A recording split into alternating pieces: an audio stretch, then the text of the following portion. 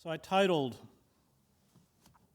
this talk, The Politics of Cultural Despair. I stole that from the great work by Fritz Stern, scholar of fascism, who left Germany when he was 18 and taught for many years at Columbia University and spent his academic career exploring the roots of fascism, how fascism arose within Germany. And like many writers on fascism, he, Hannah Arendt included, felt that the genesis of this distortion was despair.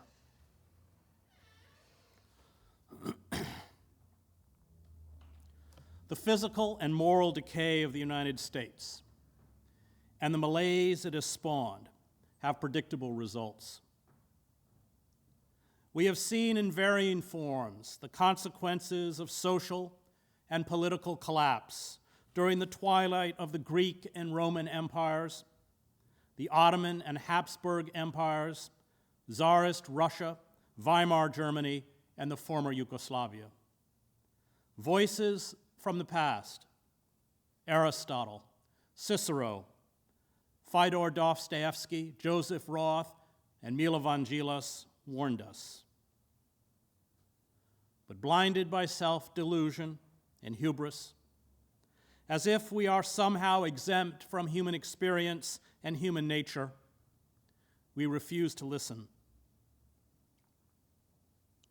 The United States is a shadow of itself. It squanders its resources in futile military adventurism, a symptom of all empires in decay, as they attempt to restore a lost hegemony by force. Vietnam, Afghanistan, Iraq, Syria, Libya, tens of millions of lives wrecked, failed states, enraged fanatics. There are 8.1 billion Muslims in the world, 24% of the global population. And we have turned virtually all of them into our enemies. We are piling up massive deficits, $3.1 trillion, while neglecting our basic infrastructure, including electrical grids, roads, bridges, and public transportation, to spend more on our military than all the other major powers on earth combined. We are the world's largest producer and exporter of arms and munitions. The virtues we argue that we have a right to impose by force on others, human rights, democracy, the free market, the rule of law, and personal freedoms, are mocked at home, where grotesque levels of social inequality and austerity programs have impoverished most of the public, destroyed democratic institutions, including Congress, the courts, and the press, and created militarized forces of internal occupation that carry out wholesale surveillance of the public, run the largest prison system in the world, and gun down unarmed citizens in the streets with impunity. The American burlesque, darkly humorous, with its absurdities of Donald Trump, fake ballot boxes, conspiracy theorists who believe the deep state in Hollywood run a massive child sex trafficking ring, Christian fascists that place their faith in magic Jesus and teach creationism as science in our schools, 10-hour-long voting lines in states such as Georgia, militia members planning to kidnap the governors of Michigan and Virginia to start a civil war, is also ominous, especially as we ignore the accelerating ecocide. All of our activism, protests, lobbying, petitions, appeals to the United Nations, the work of NGOs, and misguided trust in liberal politicians such as Barack Obama, have been accompanied by a 60% rise in global carbon emissions since 1990. Estimates predict another 40% rise, almost all of it baked into the system, in global emissions in the next decade.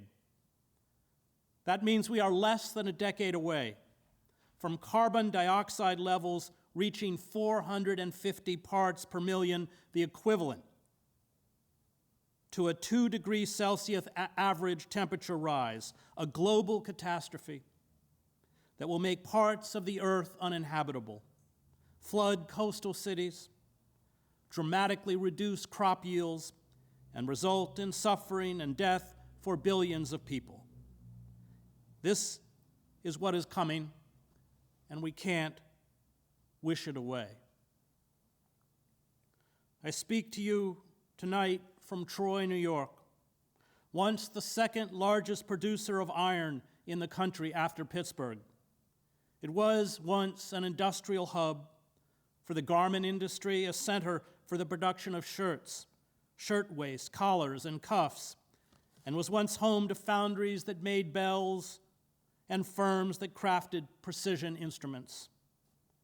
All that is gone, of course, leaving behind the post-industrial decay, the urban blight, and the shattered lives and despair that are sadly familiar in most cities in the United States. It is this despair that is killing us.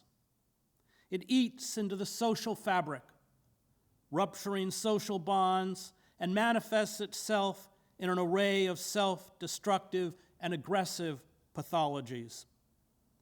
It fosters what the anthropologist Roger Lancaster calls poisoned solidarity, the communal intoxication forged from the negative energies of fear, suspicion, envy, and the lust for vengeance and violence. Nations in terminal decline embrace, as Sigmund Freud understood, the death instinct, no longer sustained by the comforting illusion of inevitable human progress. They lose the only antidote to nihilism.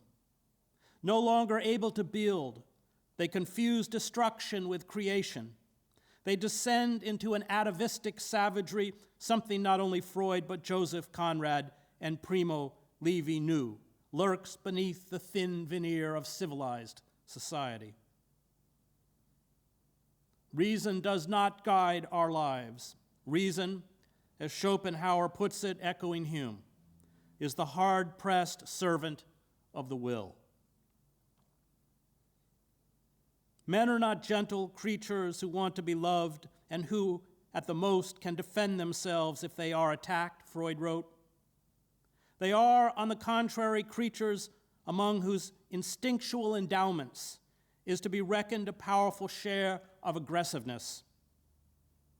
As a result, their neighbor is for them not only a potential helper or sexual object, but also someone who tempts them to satisfy their aggressiveness on him, to exploit his capacity for work without compensation, to use him sexually without his consent, to seize his possessions, to humiliate him, to cause pain, to torture, and to kill him. Homo homini lupus. Who, in the face of all his experience of life and history, will have the courage to dispute this assertion? As a rule, this cruel aggressiveness waits for some provocation or puts itself at the service of some other purpose, whose goal might also have been reached by milder means. In circumstances that are favorable to it, when the mental counter forces which ordinarily inhibit it are out of action, it also manifests itself spontaneously and reveals man as a savage beast to whom consideration towards his own kind is something alien. Freud, like Primo Levi, got it. The moral life is largely a matter of circumstances, Moral consideration, as I saw in the wars I covered, usually disappears in moments of extremity. It is too often the luxury of the privileged. 10% of any population is cruel no matter what, and 10% is merciful no matter what, and the remaining 80% can be moved in either direction, Susan Sontag said. To survive, it was necessary, Primo Levi wrote of life in the death camps, to throttle all dignity and kill all conscience, to climb down into the arena as a beast against other beasts, to let oneself be guided by those unsuspected subterranean forces which sustain families and individuals in cruel times. It was, he wrote, a Hobbesian life, a continuous war of everyone against everyone. Varlam Shalamov, imprisoned for 25 years in Stalin's gulags, was equally pessimistic. All human emotions of love, friendship, envy, concern for one's fellow man, compassion, a longing for fame, honesty, he wrote, had left us with a flesh that had melted from our bodies during our long fasts. The camp was a great test of our moral strength, of our everyday morality, and 99% of us failed it. Conditions in the camps do not permit men to remain men. That is not what camps were created for. Social collapse will bring these latent pathologies to the surface. But the fact that circumstances can reduce us to savagery does not negate the moral life. As our empire implodes, and with it social cohesion, as the earth increasingly punishes us for our refusal to honor and protect the systems that give us life, triggering a scramble for diminishing natural resources and huge climate migrations, we must face this darkness, not only around us, but within us. The dance macabre is already underway. Hundreds of thousands of Americans die each year from opioid overdoses, alcoholism, and suicide, what sociologists call deaths of despair. This despair fuels high rates of morbid obesity, perhaps 40% of the public, gambling addictions, the pornification of the society with the ubiquitous images of sexual sadism, along with the proliferation of armed right-wing militias and nihilistic mass shootings. And as despair mounts, so will these acts of self-immolation.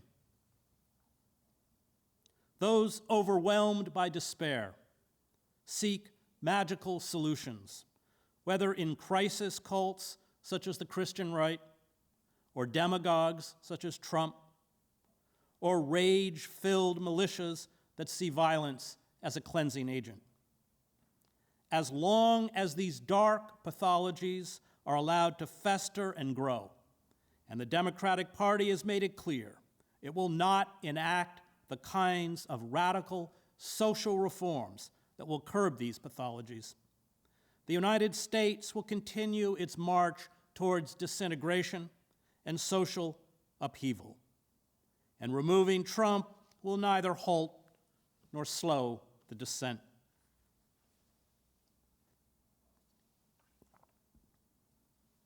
An estimated 300,000 Americans will be dead from the COVID-19 pandemic by December, a figure that is expected to rise to 400,000 in January. Chronic underemployment and unemployment, close to 20%, when those who have stopped looking for work, those furloughed with no prospect of being rehired, and those who work part-time but are still below the poverty line, are included in the official statistics instead of being magically erased from the unemployment rolls. Our privatized healthcare system, which is making record profits during the pandemic, is not designed to cope with a public health emergency. It is designed to maximize profits for its owners. There are fewer than 1 million hospital beds in the United States, a result of the decades-long trend of hospital mergers and closures that have reduced access to care in communities across the country. Cities such as Milwaukee have been forced to erect field hospitals. In states such as Mississippi, there are no longer any ICU beds available. The for-profit healthcare service did not stockpile the ventilators, masks, tests, or drugs to deal with the pandemic. Why should it? This is not a route to increased revenue. And there is no substantial difference between Trump and Biden about the health crisis, where 1,000 people a day are dying.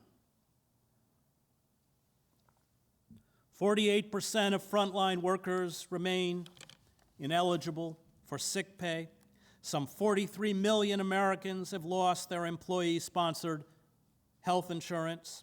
There are 10,000 bankruptcies a day, with perhaps 2/3 of them tied to exorbitant medical costs. Food banks are overrun with tens of thousands of desperate families. Roughly 10 to 14 million renter households, that's between 23 and 24 million people, were behind on their rent in September. That amounts to $12 to $17 billion in unpaid rent. And that figure is expected to rise to $34 billion in past due rent by January.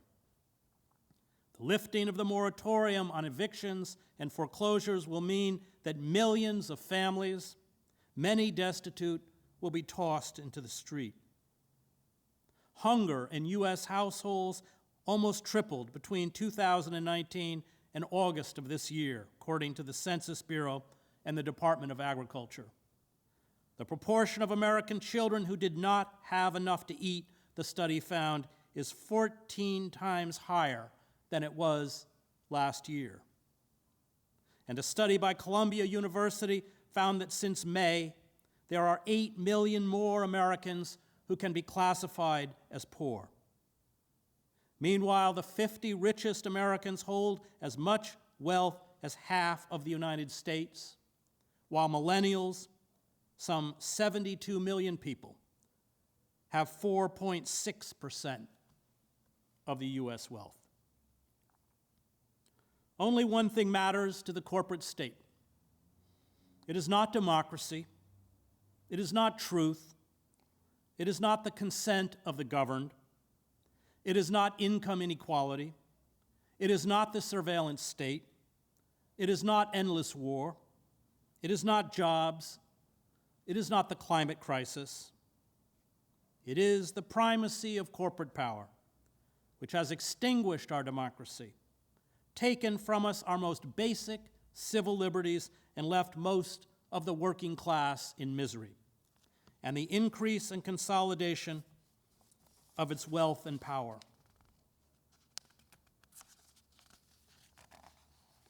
Trump and Biden are repugnant figures, doddering into old age with cognitive lapses and no moral cores. Is Trump more dangerous than Biden? Yes. Is Trump inepter and more dishonest? Yes. Is Trump more of a threat to the open society? Yes. But is Biden the solution? No. Biden cannot plausibly offer change. He can only offer more of the same. And most Americans do not want more of the same. The country's largest voting age bloc, the 100 million plus citizens who out of apathy or disgust do not vote, will once again stay home. This demoralization of the electorate is by design. In America, we are only permitted to vote against what we hate. Partisan media outlets set one group against another, a consumer version of what George Orwell in his novel 1984 called the 2 minutes of hate. Our opinions and prejudices are skillfully catered to and reinforced with the aid of a detailed digital analysis of our proclivities and habits, and then sold back to us. The result, as Matt Taibbi writes, is packaged anger just for you. The public is unable to speak across the manufactured divide. Politics, under the assault, is atrophied into a tawdry reality show centered on manufactured political personalities. Civic discourse has been poisoned by invective and lies. Power, meanwhile, is left unexamined and unchallenged. Political coverage is modeled, as Taibbi points out, on sports coverage. The sets look like the sets on Sunday NFL Countdown. The anchor is on one side. There are 4 commentators, 2 from each team. Graphics keep us updated on the score. Political identities are reduced to easily digestible stereotypes. Tactics, strategy, image, the monthly tallies of campaign contributions and polling are endlessly examined, while real political issues are ignored. It is, of course, the language and imagery of war. This kind of coverage masks the fact that on nearly all the major issues, the 2 ruling political parties are in complete agreement. The deregulation of the financial industry, trade agreements, the militarization of the police, and the Pentagon has transferred more than $7.4 billion in excess military gear and hardware to nearly 8,000 federal and state law enforcement agencies since 1990. The explosion in the prison population, deindustrialization, austerity, support for fracking and the fossil fuel industry, the endless wars in the Middle East, the bloated military budget, the control of elections and mass media by corporations, and the wholesale government surveillance of the population. And when the government watches you 24 hours a day, you cannot use the word liberty. This is the relationship of a master and a slave. All have bipartisan support. And for this reason, these issues are almost never discussed. The goal is to set demographic against demographic. The stoking of antagonism is not, however, news. It is entertainment, driven not by journalism but marketing strategies to increase viewership and corporate sponsors. News divisions are corporate revenue streams competing against other corporate revenue streams. The template for news, as Taibbi writes in his book, Hate Inc., the cover of which has Sean Hannity on one side and Rachel Maddow on the other, is the simplified morality play used in professional wrestling. There are only 2 real political positions in the United States. You love Trump or you hate him. But voting for Biden and the Democratic Party means you do vote for something. You vote to endorse the humiliation of courageous women such as Anita Hill, who confronted their abusers. You vote for the architects of the endless wars in the Middle East. You vote for the apartheid state of Israel. You vote for the wholesale surveillance of the public by government intelligence agencies. and the abolition of due process and habeas corpus.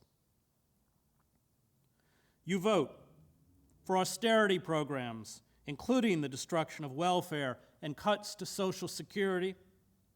You vote for NAFTA, free trade deals, deindustrialization, a real decline in wages, the loss of hundreds of thousands of manufacturing jobs, and the offshoring of those jobs to underpaid workers who toil in sweatshops in countries such as Mexico, China, or Vietnam.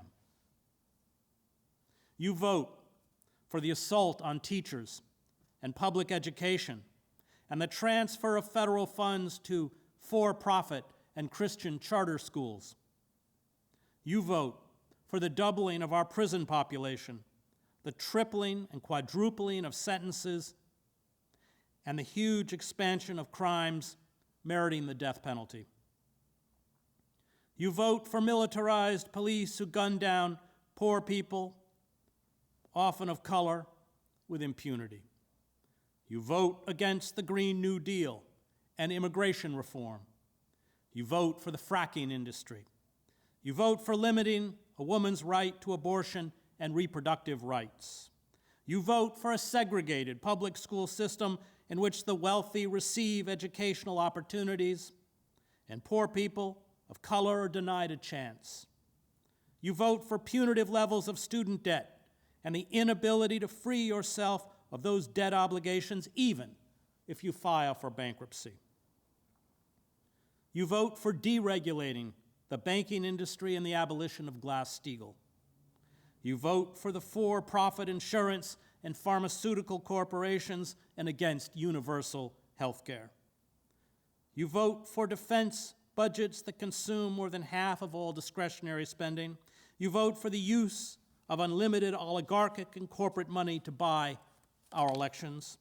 You vote for a politician who, during his time in the Senate, abjectly served the interests of MBNA, one of the largest independent credit card companies in the world, headquartered in Delaware, which also employed Biden's son, Hunter. Biden was one of the principal architects of the wars in the Middle East, where we have squandered upwards of $7 trillion and destroyed or extinguished the lives of millions of people. He is responsible for far more suffering and death at home and abroad than Trump. And if we had a functioning judicial and legislative system, Biden, along with the other architects of our disastrous imperial wars, corporate plundering of the country, and betrayal of the American working class, would be put on trial, not offered up as a solution to our political and economic debacle. The Democrats and their liberal apologists adopt tolerant positions on issues regarding race, religion, immigration, women's rights, and sexual identity, and pretend this is politics. But these issues are societal or ethical issues. They are important, but they are not social or political issues. The seizure of control of the economy by a class of global speculators and corporations has ruined the lives of the very groups the Democrats pretend to lift up. When Bill Clinton and the Democratic Party, for example, destroyed the old welfare system, 70% of the recipients were children. Those on the right of the political spectrum, and we must never forget that the positions of the Democratic Party would make it a far-right party in Europe, demonize those on the margins of society as scapegoats. The culture wars mask the reality. Both parties are full partners in the destruction of our democratic institutions. Both parties have reconfigured American society into a mafia state. It only depends on how you want it dressed up. The power of politicians such as Nancy Pelosi, Chuck Schumer, and Mitch McConnell comes from being able to funnel corporate money to anointed candidates. in a functioning political system, one not saturated with corporate cash, they would not hold power. They have transformed what the Roman philosopher Cicero called a commonwealth, a res publica, a public thing, or the property of a people, into an instrument of pillage and repression on behalf of a global corporate oligarchy. We are serfs ruled by the obscenely rich, omnipotent masters who loot the U.S. Treasury, pay little or no taxes, and have perverted the judiciary, the media, and the legislative branches of government to strip us of civil liberties and give them the freedom to engage in financial fraud and theft. In the midst of the pandemic, what did our ruling kleptocrats do? They looted $4 trillion on a scale unseen since the 2008 bailout overseen by Barack Obama and Biden. They gorged and enriched themselves at our expense, while tossing crumbs out the windows of their private jets, yachts, penthouses, and palatial estates to the suffering and despised masses. The CARES Act handed trillions in funds or tax breaks to oil companies, the airline industry, which alone got $50 billion in stimulus money, the cruise ship industry, and gave a $170 billion windfall to the real estate industry. It handed subsidies to private equity firms, lobbying groups, whose political action committees have given some $200 million in campaign contributions to politicians in the last 2 decades, the meat industry, and corporations that have moved offshore to avoid paying U.S. taxes. The CARES Act allowed the largest corporations to gobble up money that was supposed to keep small businesses solvent to pay workers. It gave 80% of tax breaks under the stimulus package to millionaires and allowed the wealthiest to get stimulus checks that averaged $1.7 million. The CARES Act also authorized $454 billion for the Treasury Department's Exchange Stabilization Fund, a massive slush fund doled out by Trump cronies to corporations that, when leveraged 10 to 1, can be used to create a staggering $4.5 trillion in assets. The act authorized the Fed to give $1.5 trillion in loans to Wall Street, which no one expects will ever be repaid. American billionaires have gotten $434 billion richer since the pandemic. Jeff Bezos, the richest man in the world, whose corporation, Amazon, paid no federal taxes last year alone, added nearly $72 billion to his personal wealth since the pandemic started. And during this same period, 55 million Americans lost their jobs. Now, the molding of the public into warring factions works commercially. It works politically. It destroys, as it is designed to do, class solidarity.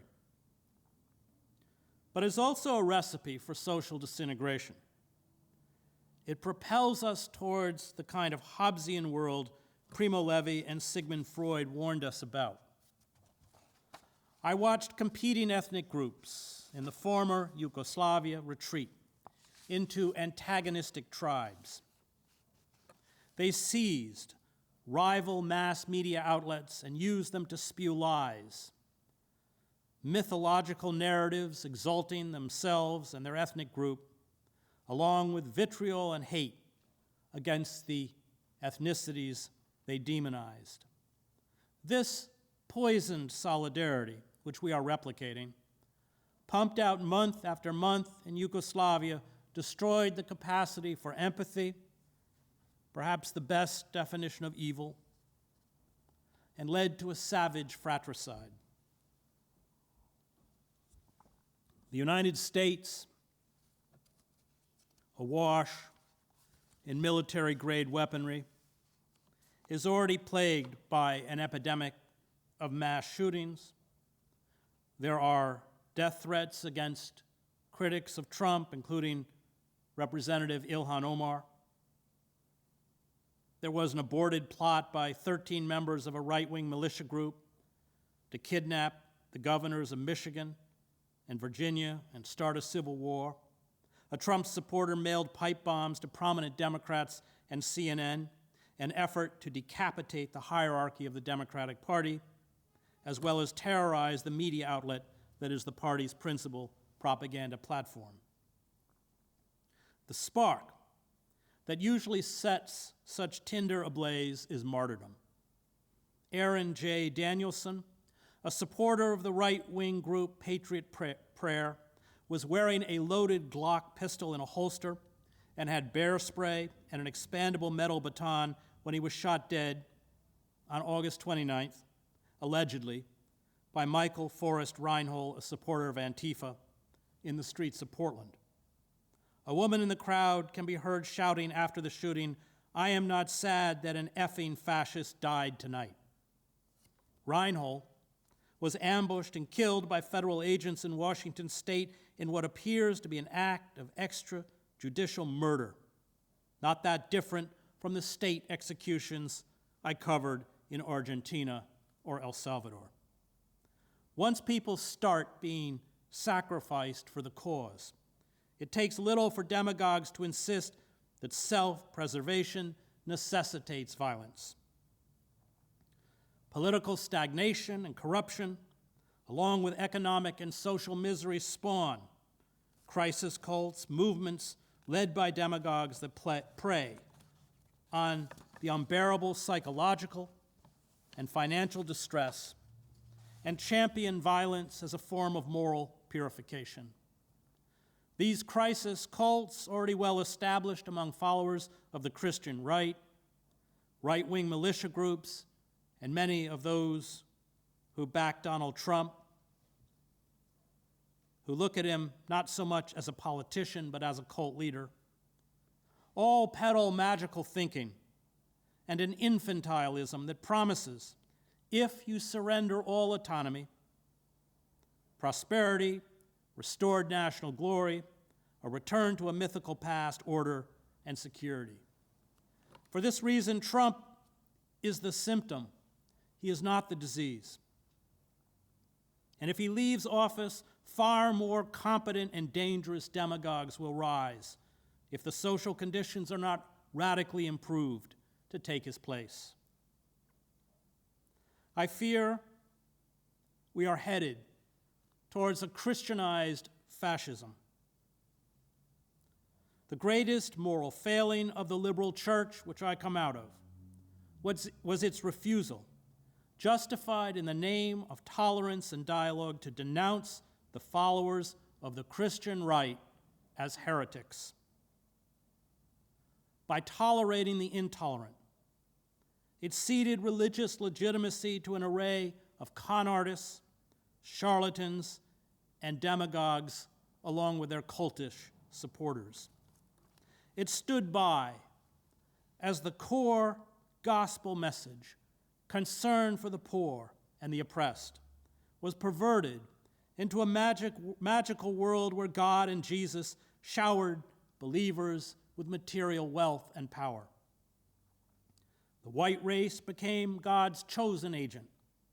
Imperialism and war became divine instruments for purging the world of infidels and barbarians, evil itself. Capitalism, because God blessed the righteous with wealth and power and condemned the immoral to poverty and suffering, became shorn of its inherent cruelty and exploitation. The iconography and symbols of American nationalism became intertwined with the iconography and symbols of the Christian faith. The megapastors, narcissists, who ruled despotic, cult-like fiefdoms, make millions of dollars by using this heretical belief system to prey on the despair and desperation of their congregations, victims of neoliberalism and deindustrialization. These believers find in Trump, who preyed on this despair in his casinos and through his sham university, and these megapastors, champions of the unfettered greed, cult of masculinity, lust for violence, white supremacy, bigotry, American chauvinism, religious intolerance, anger, racism, and conspiracy theories that are at the core of the Christian right. When I wrote my book, American Fascists, the Christian Right, and the War on America, I was quite serious about the term fascists. Tens of millions of Americans live hermetically sealed inside the vast media and educational edifice erected by the Christian right. In this world, miracles are real. Satan, allied with liberal, secular humanists and the deep state, along with Muslims, immigrants, feminists, intellectuals, artists, and a host of other internal enemies, is seeking to destroy America. Trump is God's anointed vessel to build the Christian nation and cement into place a government that instills biblical values. These biblical values include banning abortion, protecting the traditional family, turning the Ten Commandments into secular law, crushing infidels, especially Muslims, indoctrinating children in schools with biblical teachings, and thwarting sexual license, which includes any sexual relationship other than marriage between a man and a woman. Trump is routinely compared by evangelical leaders to the biblical King Cyrus, who rebuilt the temple in Jerusalem and restored the Jews to the city. Trump has in fact filled his ideological void with Christian fascism. He has elevated members of the Christian right to prominent positions, including Mike Pence to the vice presidency, Mike Pompeo as Secretary of State, and Betsy DeVos as Secretary of Education. Ben Carson as Secretary of Housing and Urban Development, William Barr as Attorney General, Neil Gorsuch and Brett Kavanaugh to the Supreme Court, and the televangelist Paula White to his Faith and Opportunities Initiative. More importantly, Trump has handed the Christian right veto and appointment power over key positions in government, especially in the federal courts. He has installed 133 district court judges out of 677 total, 50 appeals court judges out of 179 total, and 2 U.S. Supreme Court justices, and with Amy Coney Barrett's nomination, most likely 3 out of 9. This is 19% of the federal trial judges currently in service. Nearly all of the extremists, including Barrett, who make up the judicial appointees, have been rated as unqualified by the American Bar Association, the country's largest nonpartisan coalition of lawyers. Trump has adopted the Islamophobia of the Christian fascists. He has banned Muslim immigrants and rolled back civil rights legislation. He has made war on reproductive rights by restricting abortion and defunding Planned Parenthood. He has stripped away LGBTQ rights. He has ripped down the firewall between church and state by revoking the Johnson Amendment, which prohibits churches, which are tax-exempt, from endorsing political candidates. His appointees, including Pence, Pompeo, and DeVos, throughout the government, routinely use biblical strictures to justify an array of policy decisions, including environmental deregulation, war, tax cuts, and the replacement of public schools with charter schools, an action that permits the transfer of federal election education funds to Christian schools. At the same time, the Christian right is building paramilitary organizations not only through ad hoc militias, but through mercenary groups of private contractors controlled by figures such as Eric Prince, the brother of Betsy DeVos and the former CEO of Blackwater. I studied ethics at Harvard Divinity School with James Luther Adams, who had been in Germany in 1935 and 1936. Adams witnessed the rise of the so-called German Christian church, which was pro-Nazi. He warned us about the disturbing parallels between the German Christian church and the Christian right. Adolf Hitler was, in the eyes of the German Christian church, a Volk Messiah, an instrument of God, a view similar to the one held today about Trump by many of his white evangelical supporters. Those demonized for Germany's economic collapse, especially Jews and communists, were agents of Satan. Fascism, Adams told us, always cloaked itself in a nation's most cherished symbols and rhetoric. And fascism would come to America, he said, not in the guise of stiff-armed, marching brown shirts and Nazi swastikas, but in mass recitations of the Pledge of Allegiance, the biblical sanctification of the state, and the sacralization of American militarism. Adams was the first person I heard label the extremists of the Christian right as fascists. And Adams warned us that liberals, as in Nazi Germany, were blind to the tragic dimension of history and radical evil, and they would not react until it was too late. Trump's legacy will, I fear, be the empowerment of the Christian fascists. They are what comes next.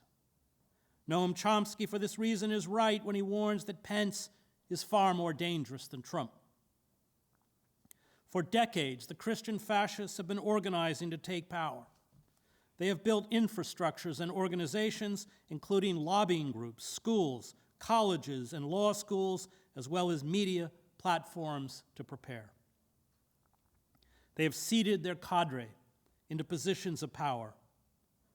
We on the left, meanwhile, have seen our institutions and organizations destroyed or corrupted by corporate power and been seduced by the boutique activism of identity politics. FRC Action, the legislative affiliate of the Family Research Council, already gives 245 members of Congress a 100% approval rating for supporting legislation that is backed by the Christian right. Christian fascism is an emotional life raft for tens of millions of Americans. It is impervious to science and verifiable fact. The Christian fascists by choice have severed themselves from rational thought and the secular society that almost destroyed them and their families and thrust them into deep despair. We will not placate or disarm this movement, bent on our destruction. By attempting to claim that we too have Christian values, this appeal only strengthens the legitimacy of Christian heretics and weakens our own. These dispossessed people will either be reintegrated into the economy and the society, and their shattered social bonds mended, or the movement will grow more virulent and more powerful. The Christian right is determined to keep the public focus on societal or ethical as opposed to economic issues.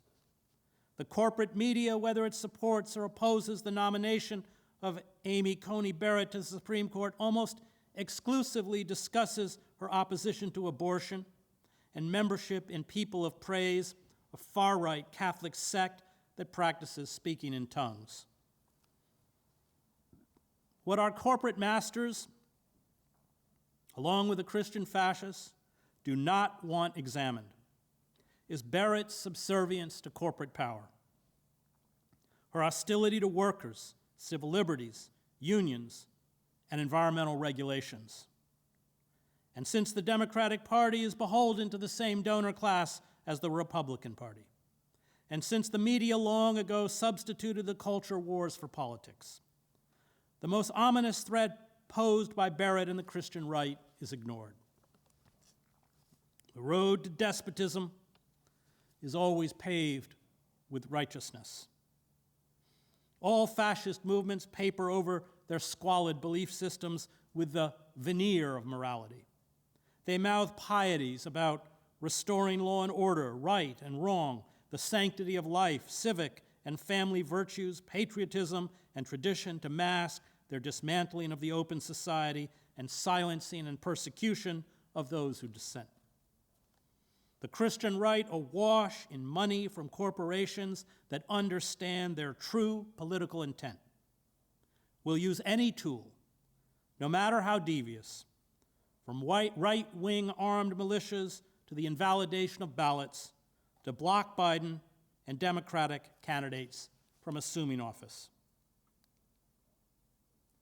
Capitalism driven by the obsession to maximize profit and reduce the cost of labor by slashing workers' rights and wages is antithetical to the Christian gospel, as well as the Enlightenment ethic of Immanuel Kant. But capitalism in the hands of the Christian fascists has become sacralized in the form of the prosperity gospel, the belief that Jesus came to minister to our material needs, blessing believers with wealth and power. The prosperity gospel is an ideological cover for the slow-motion corporate coup d'etat. And this is why large corporations such as Tyson Foods, which places Christian right chaplains in its plants, Purdue, Walmart, and Sam's Warehouse, along with many other corporations, pour money into the movement and its institutions, such as Liberty University and Patrick Henry Law School. This is why corporations have given millions to groups such as the Judicial Crisis Network and the U.S. Chamber of Commerce to campaign for Barrett's appointment to the court. Barrett has ruled to cheat gig workers out of overtime, greenlight fossil fuel extraction and pollution, gut Obamacare, and strip consumers of protection from corporate funds. Barrett, as a circuit court judge, heard at least 55 cases in which citizens challenged corporate abuse and fraud, and she ruled in favor of corporations 76% of the time. Our corporate masters do not care about abortion, gun rights, or the sanctity of marriage between a man and a woman. But like the German industrialists who backed the Nazi Party, they know that the Christian right will give an ideological veneer to ruthless corporate tyranny. These oligarchs view the Christian fascists the same way the German industrialists viewed the Nazis, as buffoons. They are aware that the Christian fascists will trash what is left of our anemic democracy and the ecosystem. But they also know they will make huge profits in the process, and the rights of workers and citizens will be ruthlessly suppressed. If you are poor, if you lack proper medical care, if you are paid substandard wages, if you are trapped in poverty, if you are a victim of police violence, this is because, according to the prosperity gospel, you are not a good Christian. In this belief system, you deserve what you get. There is nothing wrong, these homegrown fascists preach, with the structures or systems of power. Like all totalitarian movements, followers are seduced into calling for their own enslavement.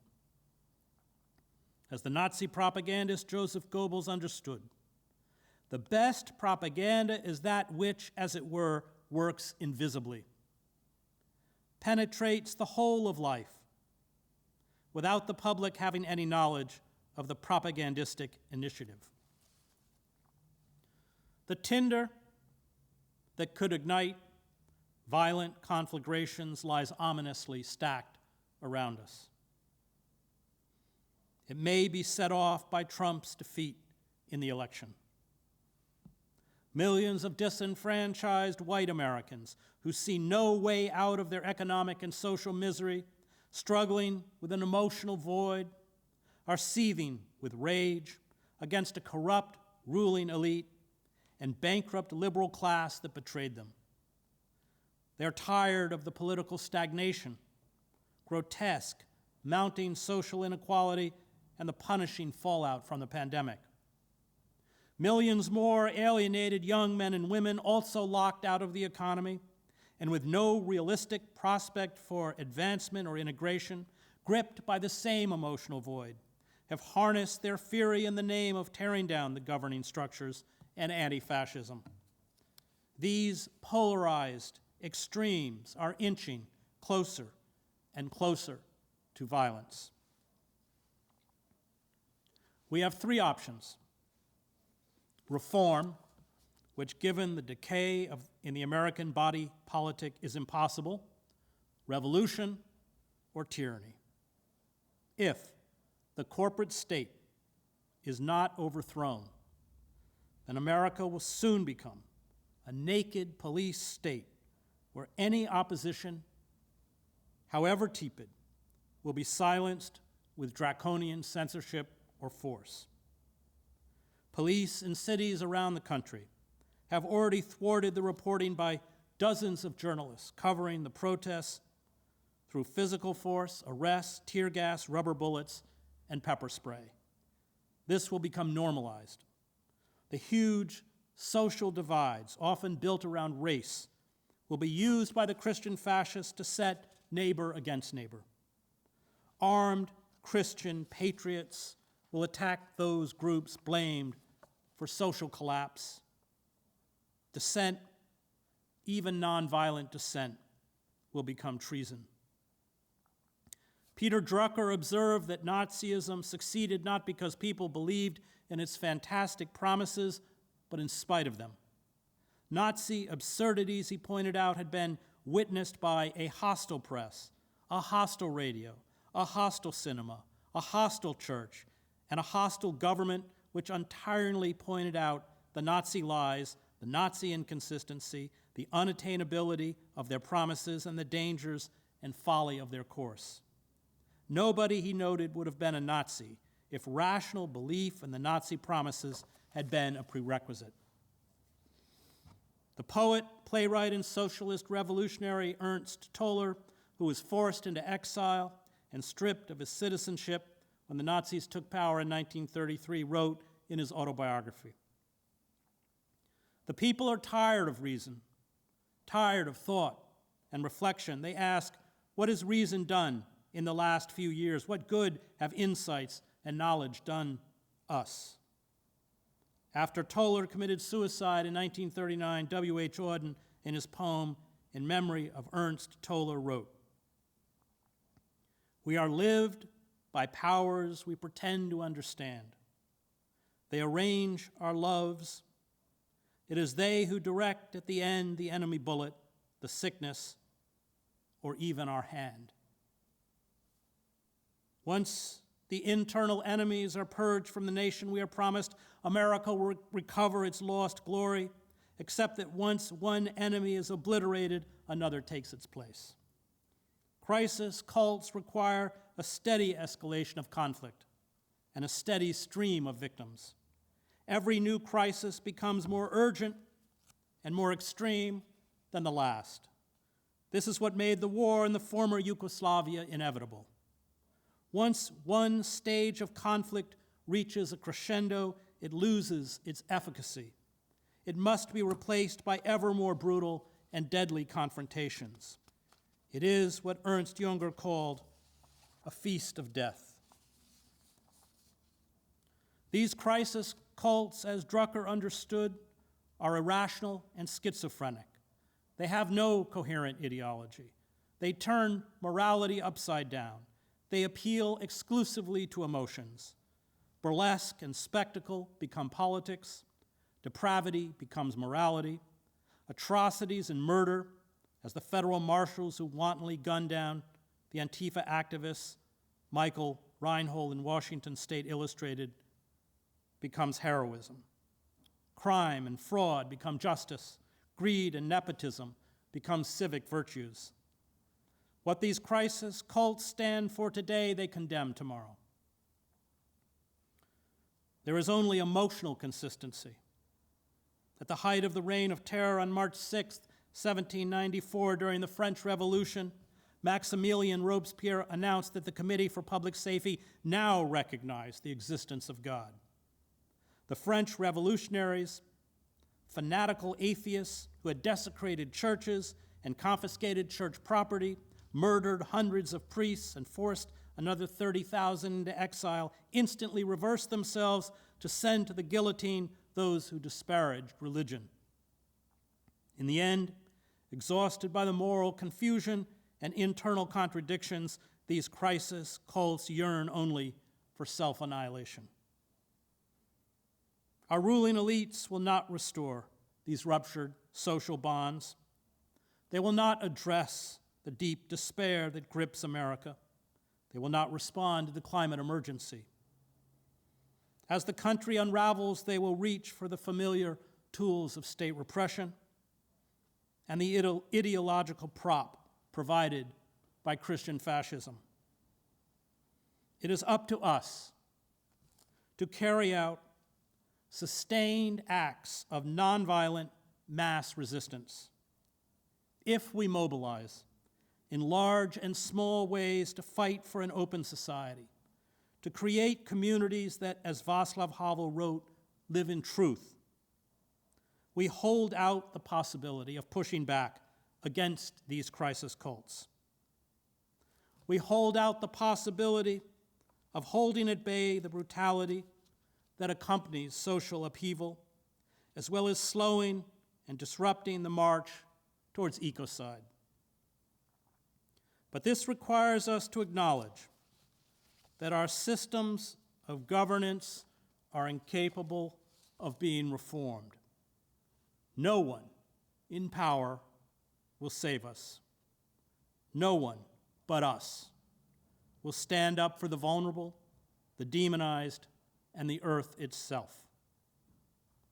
All we do must have the single aim of crippling the power of the ruling elites in the hopes of new systems of governance that can implement the radical reforms to save us and the world.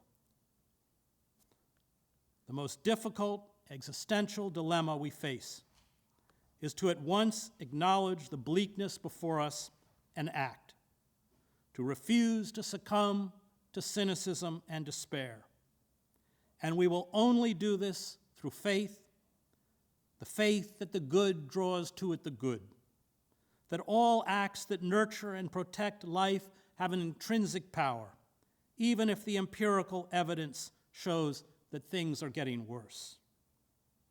We will find our own freedom, our autonomy, our meaning, and our social bonds among those who also resist. And this will allow us to endure and maybe even triumph. Thank you.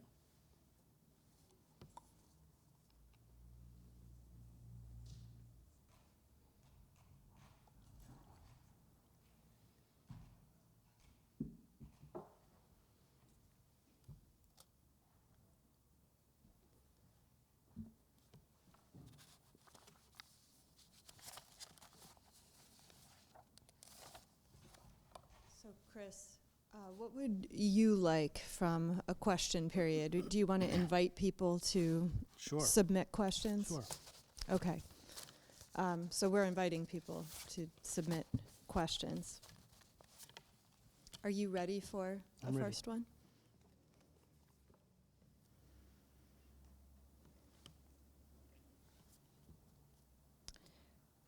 So you were on Jimmy Dore, and this person who was viewing said, you mentioned the global elite are hollowing out democratic institutions right down to public education. So this is a reference to a specific Jimmy Dore interview.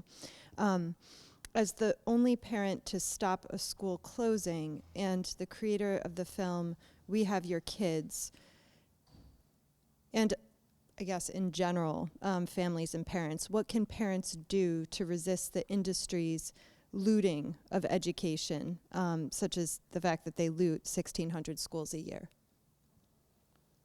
Well, I think the most important campaign is to fight against charter schools, because charter schools, many of which are for-profit, come with an array of tools, including breaking teachers' unions, that are very useful to the corporate state. They oftentimes focus exclusively on STEM and marginalize or don't even teach the humanities. And I think the assault on public education, and let's not forget that Arne Duncan, who was Obama's Secretary of Education, was a huge proponent of charter schools, is one of the most important assaults against our democracy. Our public school system was, in many ways, the crown jewel of our democracy. And its destruction through underfunding, through the attacks. I live in New Jersey, and Chris Christie made open war against the teachers' unions. I mean, the thing about charter schools is I live in Princeton, and we have one, and no one in the community wants it. It's decided as a state level, and it siphons off money from the public school system. Charter schools, in essence, are a form of educational apartheid because they can select the students they want. So they don't tend to take students at a low-income level. They don't take students with special needs, and they don't take students who need English as a second language because these are the most expensive students to educate. So I would say certainly stand behind teachers' unions, fight against ballot initiatives that seek to either cut or not to increase budgets for public school systems, and mount vigorous campaigns against charter schools.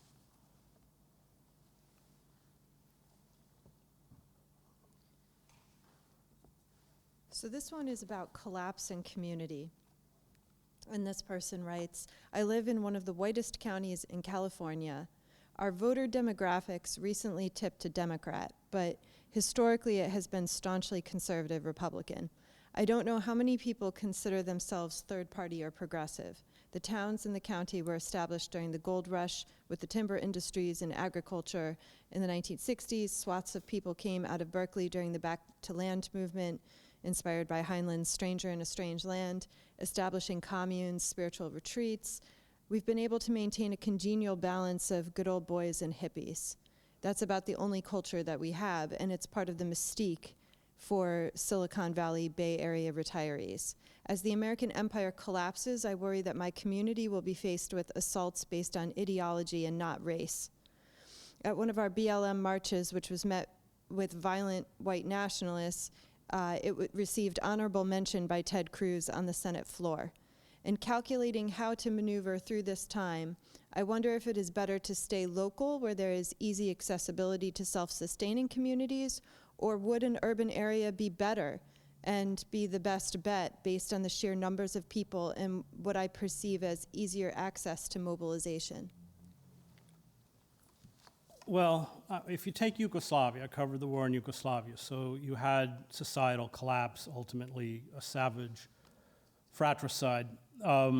People who lived in urban areas had a much harder time surviving because when the state breaks down, or in our case, when the state is concerned only with servicing that group, that tiny cabal of global financial speculators at our expense, they're not, the state won't carry out its traditional role of providing basic social services to the citizenry. We see this now unfolding with the COVID-19 pandemic. So it is imperative upon us to build local structures that are in many ways self-sustaining, and that is going to include the issue of food. And in an urban area, it's just a lot harder. So my own experience, for instance, in the war in Yugoslavia is that those who remained in urban areas had a much harder time surviving than those who were outside urban areas and were able to build successful collectives. That idea of a collective is key because you can't, in moments like that, go it alone. You depend on a small community. So I think it will be hard. I mean, these food deserts, which are already now sweeping across the country, at least in a rural environment, you have some capacity to grow your own food and to have alternative food sources as opposed to the commercial food sources that are trucked, by agribusinesses across the country.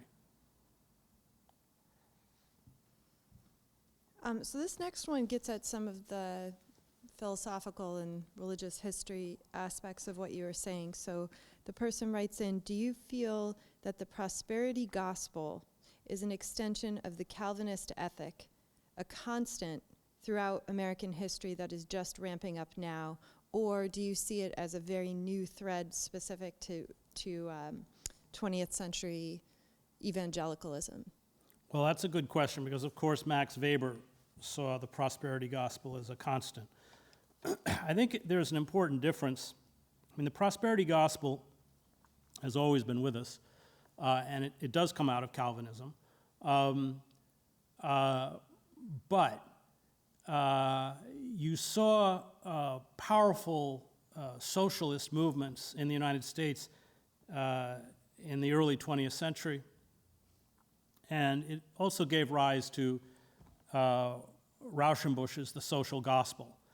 And this alarmed the industrialists, so they began to fund in a big way, Rockefeller and others, an alternative theological viewpoint to counter the social gospel, and this revolved around the prosperity gospel. It was given perhaps its earliest, most extreme form by Norman Vincent Peale in The Power of Positive Thinking, which, by the way, Peale, that's the church that Donald Trump went to the extent that his family went to church. But that was,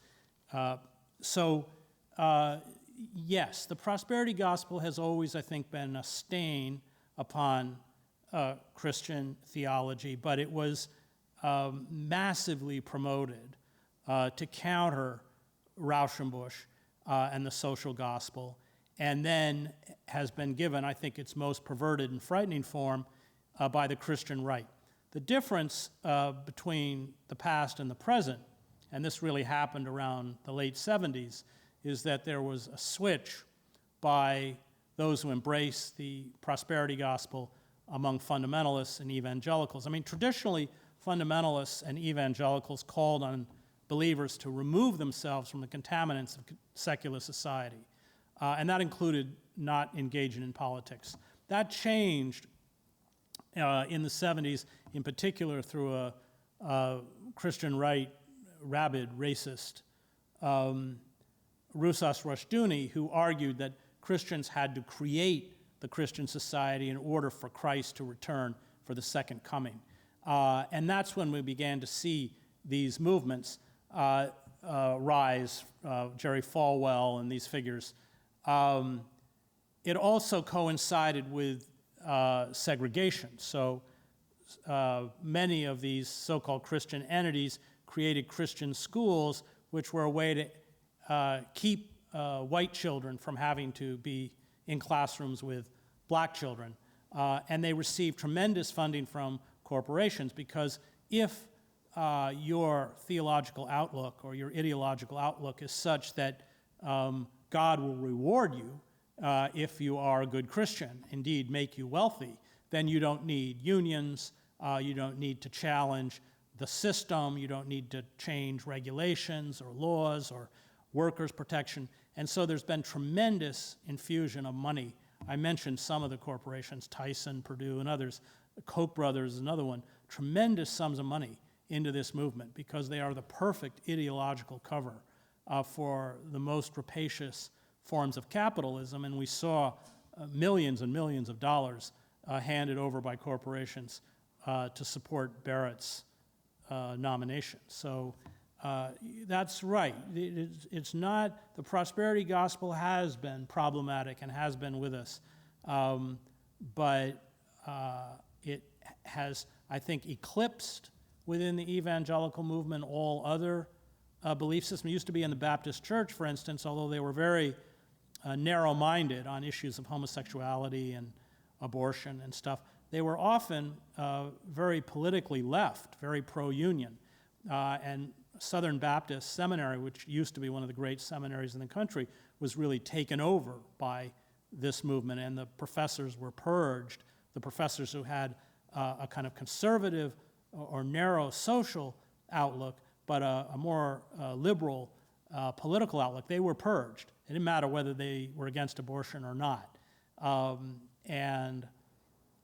At this point now, this movement is so powerful and so entrenched that to defy it, I mean, you see it with these, once in a while there'll be an evangelical pastor who will stand up and attempt to challenge the ideology of the movement, and they're swiftly disappeared, in essence, from the movement, and their voice is crushed. So this question is from Kathy online, who asks, this is happening as the result of the rise of the populist rise across the entire Western world, not only the US. Do you believe that this is a cleverly orchestrated strategy to depopulate the planet by the top 1% in order to save the environment and to avoid spending for pension and health care for an aging population? Well, if you're talking about the rise of right-wing proto-fascists, you're right.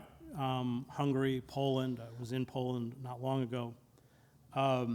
Powerful forces in France around Marie Le Pen, within Germany. And I think it's the result of neoliberalism. It's the result of turning huge segments of your population into what the ruling oligarchs consider human refuse. I think the ruling elites are just so out of touch at this point. Remember, they don't live in the same country we live in. They live in a country, a writer for The New Yorker called Richistan. They don't fly commercial airlines. They're on $500 million yachts. They live on palatial estates. They're like, the elites who retreated into Versailles or the Forbidden City. And unfortunately, they have almost unchecked power, but also are woefully out of touch with the suffering and misery that's rippling across the country itself. You're asking, will they sacrifice? Yes, they already, there was an article in the Washington Post, I think it was yesterday, about how most people within the Trump administration have opted for herd immunity. What does that mean? It means that we won't attempt to control or check the pandemic. We'll just let it ripple through the population, with health experts estimate 2 million dead. And those who aren't killed, hopefully will have antibodies, and the capitalist system will get back into its old rhythms again. Yeah, they're perfectly willing to dispose of us, and certainly perfectly willing to dispose of people in the developing world. That's not particularly new. So yes, that they care only about their own, and the rest of us don't matter. What do we do in the event that Trump successfully subverts the American government and establishes a dictatorship?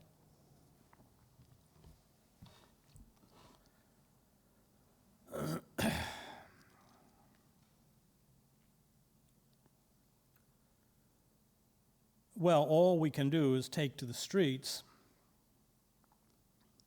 but any kind of protests, and I'm talking about nonviolent protests, will be met with lethal force at this point.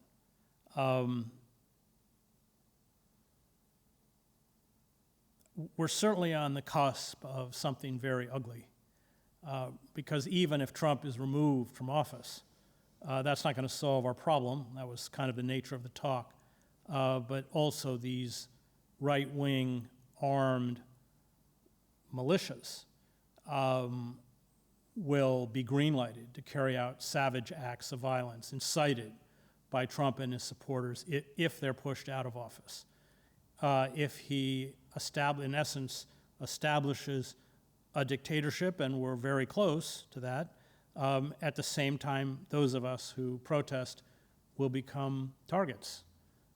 So either scenario is pretty bleak.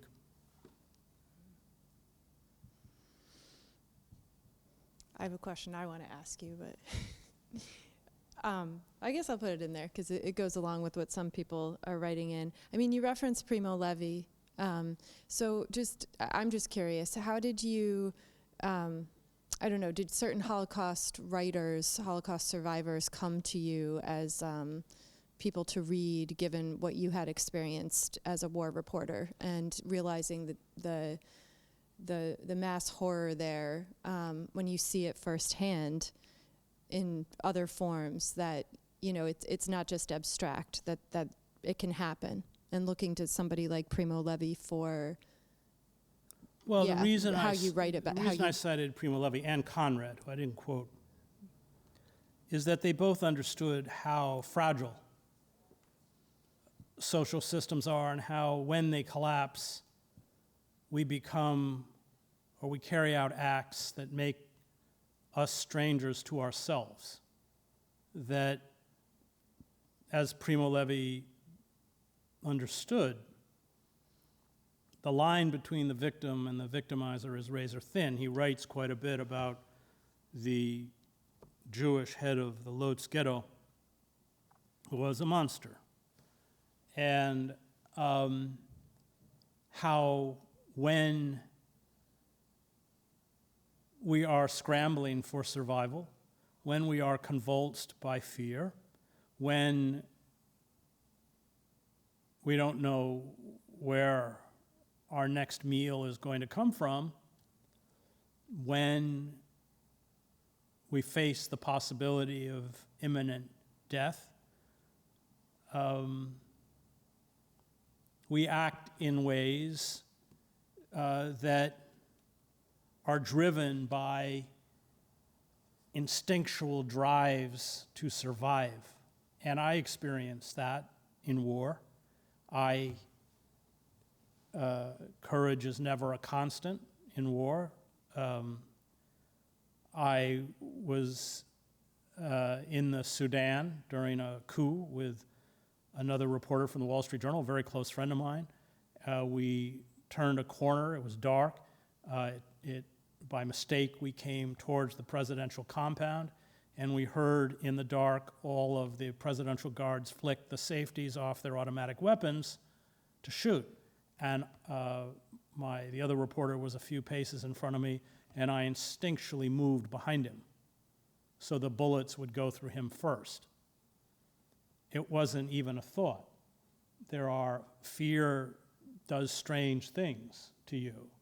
And I think Conrad in Heart of Darkness, and also in his short story, The Outpost of Progress, which is perhaps even more brutal than Heart of Darkness, he shows how that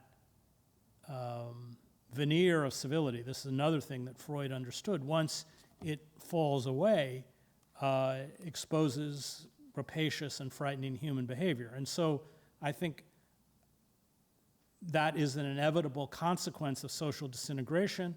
I saw it in the former Yugoslavia. I saw it in the Congo. Saw it in El Salvador, and we're not immune from it. And I think part of coping with what's coming for us is understanding that, the consequences of that, and our own capacity to descend to that level. And I think when you understand it, and you understand your own capacity to engage in activity that is selfish and brutal, you have more of an ability to safeguard. If you think it won't happen to you and you're immune from it, then you're living in kind of a fool's paradise. Well, thank you. The legal and political philosopher Roberto Unger states that social innovation in the use of investment capital can address systemic problems. You've talked about the importance of local and regional capitalism. If raised to scale, do you believe that social entrepreneurship can counteract the effects of capitalism and the corporate state, as well as meet the major challenges that you consistently mention with climate change, reintegrating people into the economy? Not unless capital is heavily regulated. This is the lesson of history. and as I mentioned in the talk, the goals capitalism has two goals: the maximization of profit and the reduction of the cost of production, which is an assault primarily against labor or automation. So if capitalism is not heavily regulated, there's nothing intrinsically within capitalism to stop it from commodifying everything. Human beings become commodities, the natural world becomes a commodity that it then exploits until exhaustion or collapse. This is Karl Polanyi, and The Great Transformation writes about this. So I'm not, in that sense, an anti-capitalist in that I think capitalism appeals to a side of human nature, but it's a dark side of human nature. And unless it's heavily regulated and heavily constrained, it will destroy the society, and that's what it's done, not just to the United States, but to the global economy, because in fact we have no control over our own economy. It's been surrendered, which is why all they ever talk about are cultural issues like abortion, and because there's no way at this point that we can influence our own economic structures unless we build structures to remove ourselves from it. And that's the problem. Capitalism has essentially, through a series of judicial and legislative acts pushed by capitalists since the 1970s, been completely unfettered. They don't pay taxes, it's legalized fraud, they loot the US Treasury, they hollow the country out from the inside. I mean, one of the reasons you see charter schools is that the federal government spends about $600 billion, I think, a year on education, and the hedge fund managers want it. I mean, Karl Marx writes about this, that in the late stages of an empire, capitalists begin to actually consume government spending or government structures that sustain capitalism itself. And that's precisely what we're seeing in terms of the arms industry, in terms of the privatization of intelligence. I mean, we have, I think 16 intelligence agencies, and 70% are done by private contractors like Bose Allen Hamilton, where Snowden worked. So we've lost control, and that is what first created a mafia economy and now has created a mafia state. So I don't put any hope in entrepreneurs. I put hope in heavy state intrusion to regulate and thwart the power of capital. But in fact, these big banks after 2008 have only become larger and consolidated power. But it really, it's be a massive breaking up of monopoly. I mean, and until we create an electoral system that's not dependent on corporate money, we're not going to have any change. But that's not going to happen because all of these figures achieved political office with the power through corporate money. And as soon as they finish their term in Congress, they go straight off to K Street for lucrative lobbying jobs. In the same with the Pentagon. All these generals go straight to Raytheon, and when they're not on Raytheon or Halliburton or somewhere else, they're on MSNBC telling us that we should start another war. So, I mean, that leads into a few people asking, is there hope? Bernie, AOC, Kashmir Sawant, do we look for hope anywhere in the system? Well, hope isn't going to come through the political system. Bernie failed us. He failed us in 2016 when hundreds of his delegates marched out of the appropriately named Wells Fargo Center in Philadelphia carrying Bernie signs chanting, what does democracy look like? This is what democracy looked like. Sanders missed his historical moment by not walking out with them. We're never going to build what he calls a political revolution in an election cycle. He spent the intervening 3 years dutifully serving Chuck Schumer, whose power comes because he's the water carrier of money from Wall Street to the Democratic Party. And the Democratic Party burned him once again. Remember that a figure like Biden or a figure like Clinton, without corporate money, Bernie would have won. There were all sorts of other dirty tricks using the DNC, making sure that superdelegates, as long as he didn't get a plurality, as soon as you got to the second vote, at the convention, Sanders was finished because the superdelegates who are appointed, who are all lobbyists or DNC members, you can't sit on the DNC unless you're a superdelegate, not allowing independents to vote in primaries, and much of Bernie's young base were not registered Democrats. I mean, so I think Sanders' failure to go after the Democratic Party made him kind of morally and temperamentally not equipped to lead this fight. And now, of course, he's running around telling us to vote for Biden, just as the last election he was running around telling us to vote for Clinton. And the Clinton administration turbocharged neoliberalism. And many of the issues, welfare, Glass-Steagall, deregulation of the FCC, which turned the airwaves over to roughly a half dozen major corporations. They control about 90% of what most Americans watch or listen to. The Omnibus crime bill, which Biden was a major architect of, tripled and quadrupled sentences, including sentences that put people into prison for life for nonviolent crimes, drug crimes usually. The explosion of the prison population, now the largest in the world. 25% of the world's prison population, were less than 5% of the world's population. All of this was done under the Democrats. So, and Bernie just would not go after the Democratic Party because he didn't want to pay the price.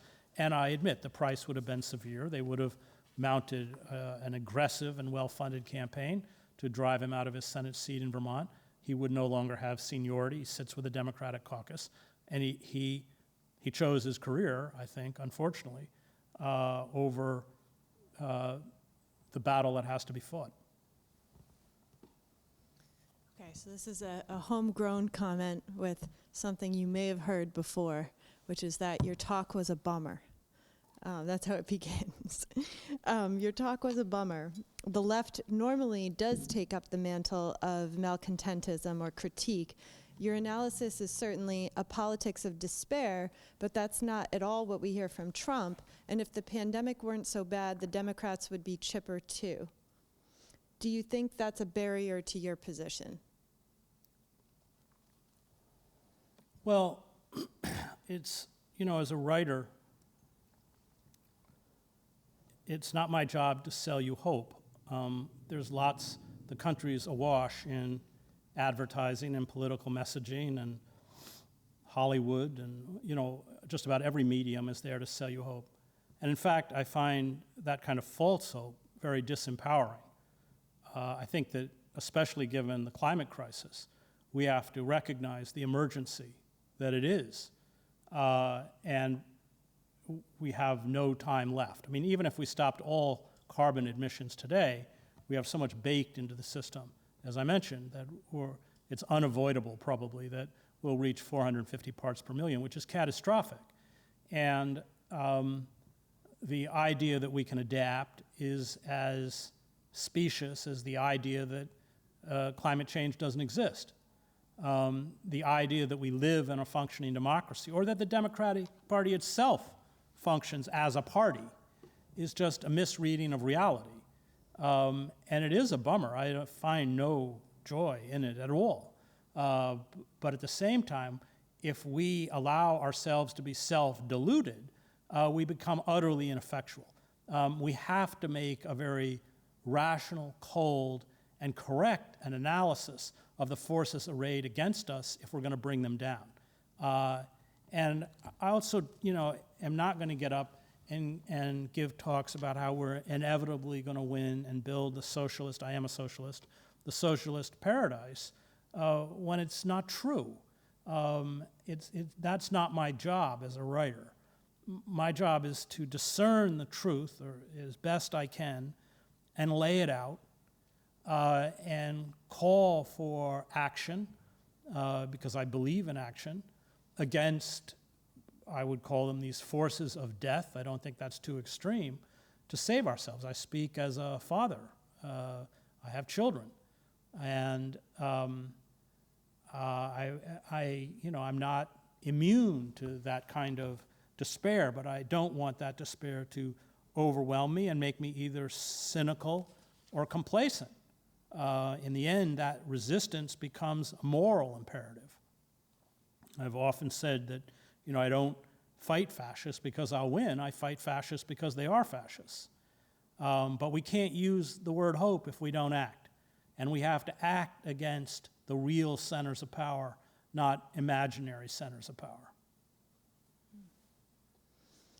I also wonder if in your experience you feel like reactions to the truth-telling that you're weaving in with writers and ways of looking at the reality that's on the ground, if it feels like it falls along class lines or lines in the social divide. It does fall along class lines, but probably not the way you would expect, because it's primarily the privileged and educated classes who are least able to see. Privilege, especially white privilege, or especially white male privilege, is a form of blindness. That's what privilege is. Privilege blinds you. And I spent 20 years of my life in the developing world, in places like Gaza or Central America, struggling as best I could to understand what it meant to be a Palestinian in the world's largest open-air prison, or what it meant to be a Salvadoran or a Guatemalan at the height of the wars and the terror and death squads that were killing between 700 and 1,000 people a month. And I speak Spanish and I speak Arabic. But I learned that as a person of privilege, as hard as I tried to grasp that reality, there was always a divide. There was always an inability, because of my privilege, to fully understand. And as long as I honored that divide and recognized it, I could have very real relationships. I teach in a prison. My students in the prison, these are college courses, they are earning their BA degree through Rutgers, are far more attuned to the reality that I just laid out than students that I have taught at schools like Princeton, because their privilege blinds them. So there is a class divide, but the class divide is one that the supposedly best educated, or certainly those who come from elite educational institutions, are least able to see. How are we feeling? So another couple of questions? Okay. This one is another fusion of several comments and discussion points that have been brought up, but and it evidently seems to come from people wanting to feel like, in the wake of your writing impacting them, what do we do? You strongly described how close Trump is to declaring enforcing dictatorship. Isn't that a strong reason to vote for Biden, even if he is far from what we want? I'd rather have the military and structure sharing in the fight rather than just in the streets on our own. So there are a few comments and questions about that. And those seem to fall along the lines of, what do we do? Well, what we do is what Extinction Rebellion is doing, which is use mass, prolonged, nonviolent civil disobedience to begin to disrupt and shut the system down. There were a few years ago, 10,000 Spaniards surrounded the parliament. The Lebanese people marched through the streets of Beirut, chanting Kulian Yani Kulian, which means everyone means everyone. The whole system has to go. And our focus has to be against the ruling elites. The idea that Biden is going to make it better. I mean, it's Biden that created the mess. It's Obama that created the mess, elected with a mandate after the financial meltdown. And the first thing he did was embrace the banking industry and turn his back on the rest of us. Obama's assault on civil liberties, especially his misuse of the Espionage Act, was worse than George W. Bush. And the reason he picked Biden is because Biden's basically a Republican. His voting record is Republican. He was picked because he would appeal to the Republican. He had close ties with the segregationists. He goes all the way back as one of the opponents of busing. and he is completely beholden to the corporate oligarchy. I mean, the corporatists love him. They support him. That's why they're giving him all this money, because they hope that he will restore a kind of decorum and gravitas and to the presidency, while they continue to disembowel the country and the earth. So I don't want to play their game. I haven't voted for a Democrat since before 2000, and I was Ralph Nader's speechwriter. I've long, but voting itself is just not that important, given what we're up against. If, quote Emma Goldman, if voting was that important, it'd be illegal. So we have to begin to recognize the very real existential crisis before us, and react in the way that other mass movements, for instance, the ones I saw in Eastern Europe during the revolutions in East Germany and Czechoslovakia and Romania. Romania got a little complicated, but we have to begin to organize like that.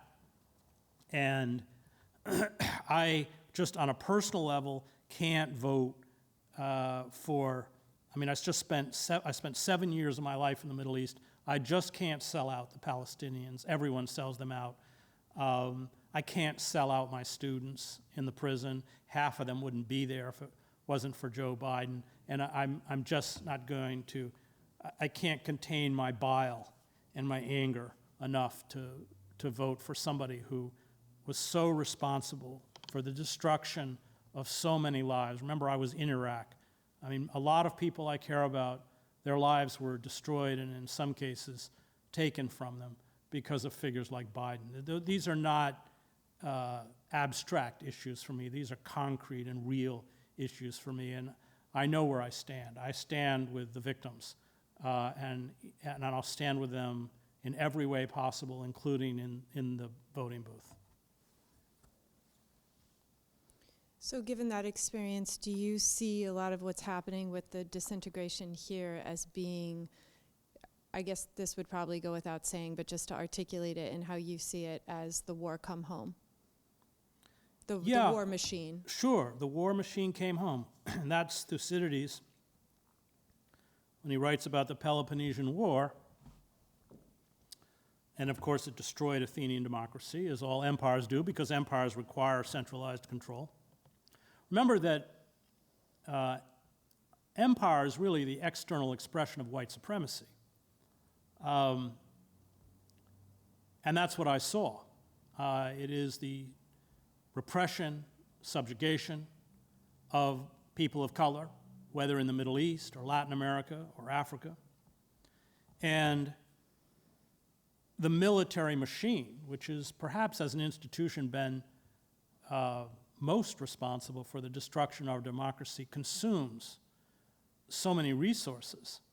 I mean, these wars are catastrophes. Nobody is held accountable. Not only are they not held accountable, they're all promoted and then given lavish salaries to work for defense contractors.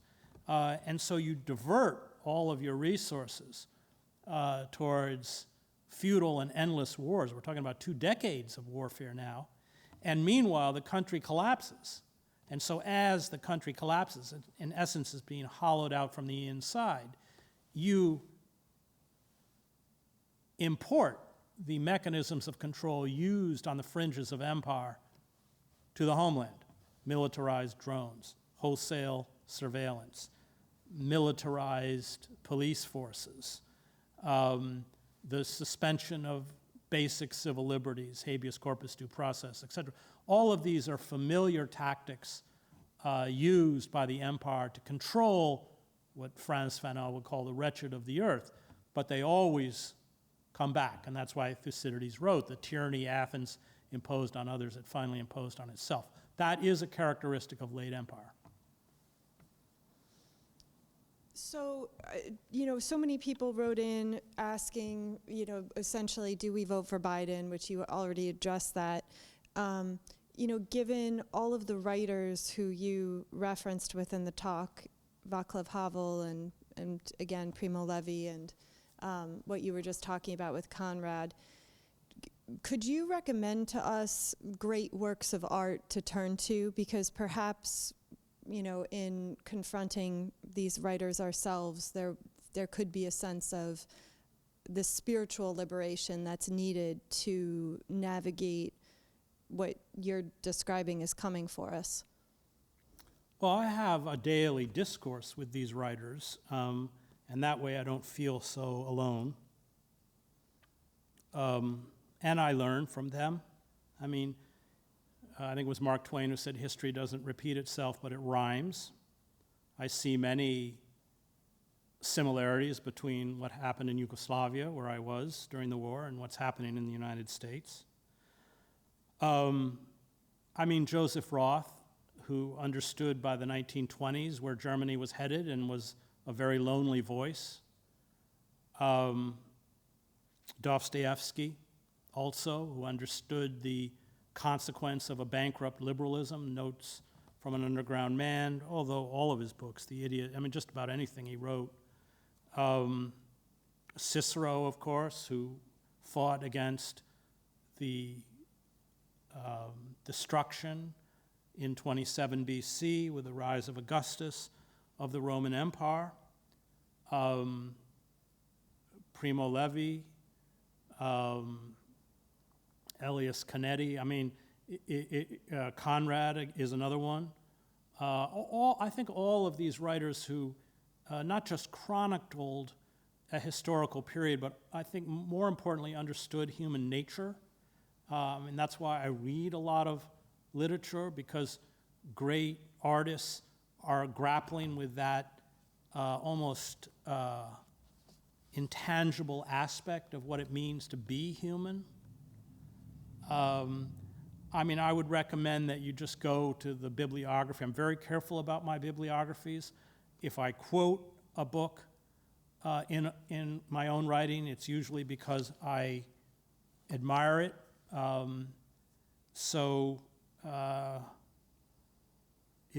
There's a lot of people out there to read.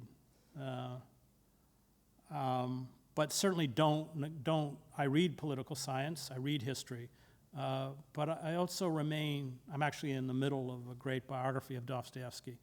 I remain pretty rooted in the voices of those artists because they capture the zeitgeist of a moment that a historian also misses. When Hannah Arendt in Origins of Totalitarianism writes about anti-Semitism in France, she said that to truly understand the nature of anti-Semitism in France, you have to read Marcel Proust, and I've read Proust 3 times, which is quite an undertaking. I take great, however bleak those visions can be. Milo Vangelis is a great Yugoslav writer who, again, saw what was coming for his country and was ignored.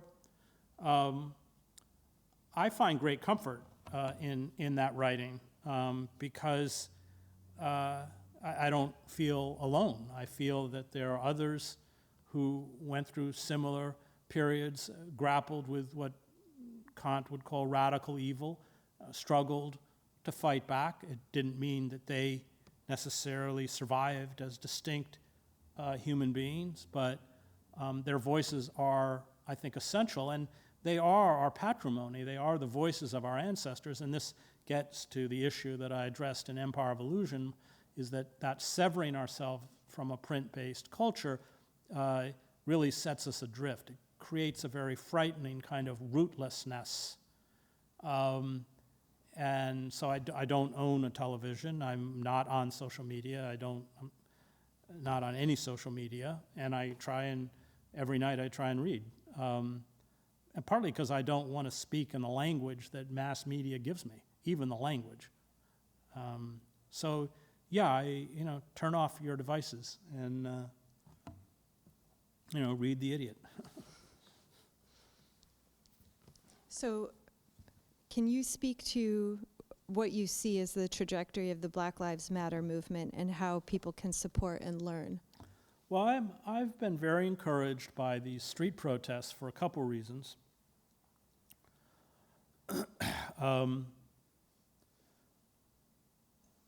First, because of the courage that it takes to go out in the streets, not only because of the pandemic, but because of the very brutal reactions on the part of these militarized paramilitary police units.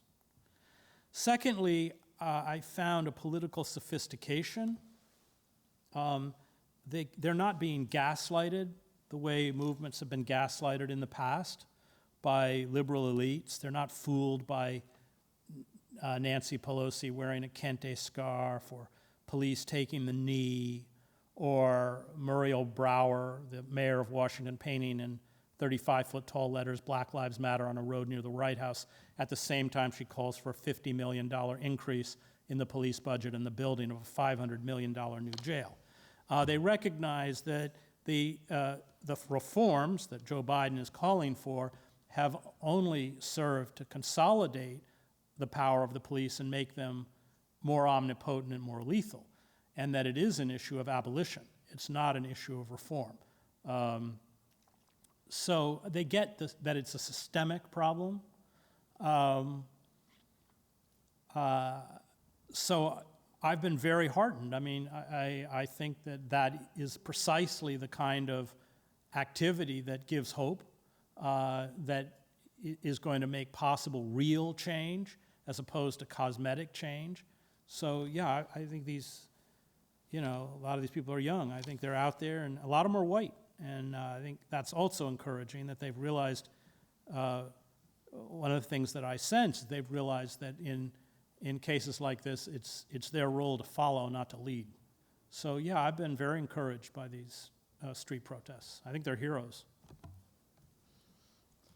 An email came in from Eshi Motahar, and given the references to Germany several times in your speech, Eshi writes, similar to Nazi Germany, will defeat in a foreign war cause U.S. fascism to crumble?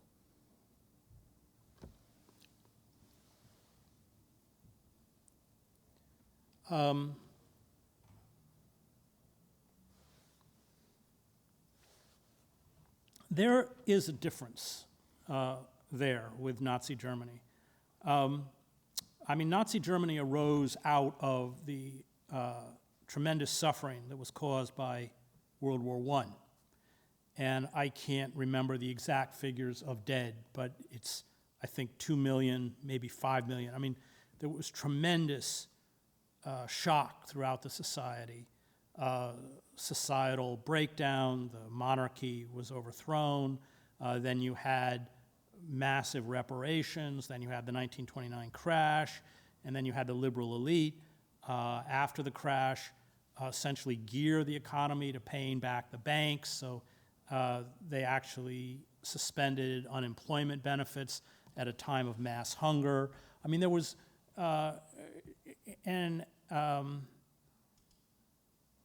here when we wage war, it doesn't affect much of the population. It affects the underclass, which doesn't have the kind of employment opportunities and is recruited into the military, and then comes back to the society and is discarded, in essence, after their service, also coping with the type of PTSD that comes from fighting in places like Iraq and Afghanistan. And they are prime recruits for these militias. I was, in my last book, America's Farewell Tour, spent a chapter with these groups, like the 3 Percenters in particular, and these are almost all military combat veterans. In the same way that the Freikorps, which was the antecedents to the Nazis, used to suppress the Spartacus rebellion that led to horrific repression. Toller was part of that, had to flee. Leibniz and Rosa Luxemburg are assassinated. In that sense, it's different. Will fascism,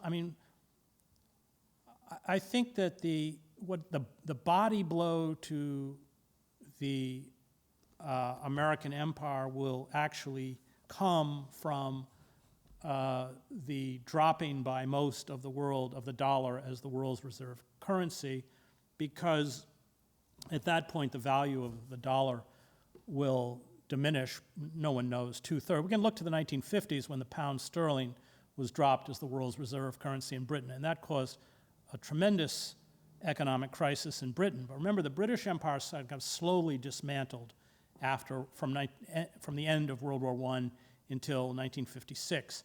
But I think that could trigger the kind of economic chaos that would see a very ugly form of Christian fascism take place.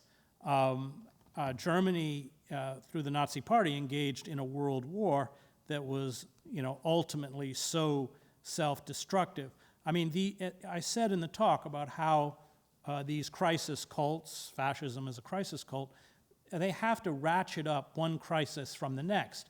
And every time they create a new crisis, they become more precarious. How is that going to play out, especially in an age of nuclear weapons?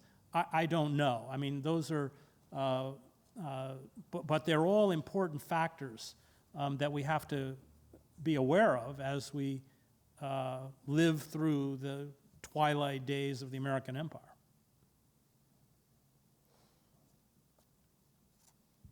And the nuclear clock is the closest it's ever been to midnight. Of course.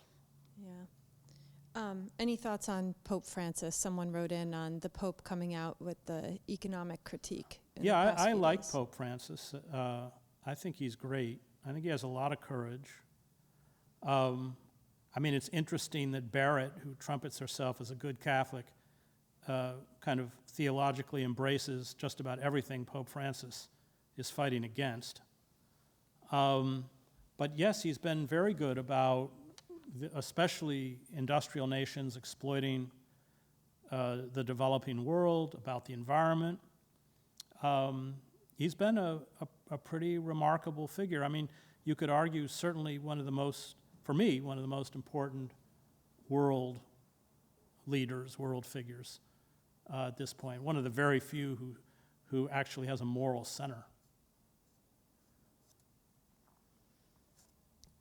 Well, we want to thank you for being here, Chris. Sure. And yeah, it's quite the thing that you made the journey to be here, even in the pandemic. So, yeah, and a beautiful weaving. So, if anyone wants to write in any more questions, I think that there's still some discussions. You sparked a lot of heated All right. Well, debate. wear your masks. So, thank you to everyone, and this will be posted at mediasanctuary.org. Thank you, Chris. Thanks, Megan.